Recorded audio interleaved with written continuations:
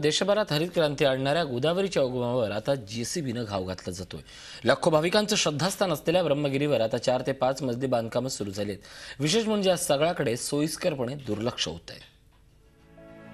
हिरव्यागार कुशीत वसलेली ही नाशिकमधली सह्याद्रीची पर्वतरांग, पश्चिम घाटातला हा संवेदनशील परिसर। 12 ज्योतिर्लिंगांपैकी आद्य ज्योतिर्लिंग असलेल्या या त्र्यंबकेश्वराच्या परिसरात लाखो भाविक दर्शनासाठी येतात। एकूणच धार्मिक आणि पर्यटनाच्या दृष्टीने हा भाग महत्त्वाचा असल्यानं नाशिक शहरापेक्षा इथल्या जमिनींना जास्त भाव आलेत।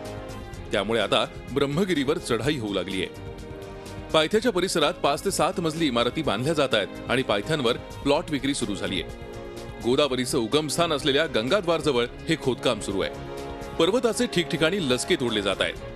बेकायदेशीरपणे पर्यावरणाचे नियम धाब्यावर बसवत अनेक ठिकाणी 4-5 मजली बांधकाम होत आहेत। त्यामुळे झाडं उन्मळून पडतायत। परिणामी नाशिकच्या पर्यावरणाला धोका पोहोचतोय। दृष्टी पडता ब्रह्मगिरी तया नाही यमपुरी असं नामदेव महाराजांनी म्हटलेले। तर त्या उक्तीप्रमाणे आम्ही ब्रह्मगिरी पर्वताला साक्षात शिवच समजतो। त्याच्यामुळे त्याच्यावर कुठल्याही प्रकारचे बांधकाम करणे हे तर एकतर आमच्या धार्मिक भावना सुद्धा त्याच्यामध्ये प्रचंड दुखावतात। या पर्वत रांगेत नाशिक जिल्ह्यातली 156 गावं पर्यावरणदृष्ट्या संवेदनशील घोषित करण्यात आली आहेत। प्रामुख्याने इगतपुरी आणि त्र्यंबकेश्वरात फार्म हाऊस बांधण्याची स्पर्धा सुरू आहे। विशेष म्हणजे जिल्हा प्रशासनाच्या आशीर्वादाने हे सगळं सुरू आहे। भारत नदियों को मैया कहता था। नदियां कभी कमैया नहीं थी, नदियां कभी कमाती नहीं थी। भारत का समाज पहाड़ को दाता कहता था, वो पहाड़ को लूटता नहीं था।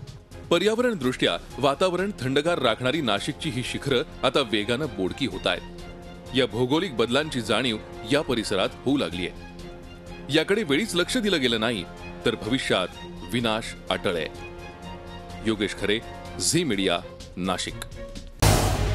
झी 24 तास रहा एक पाऊल पुढे।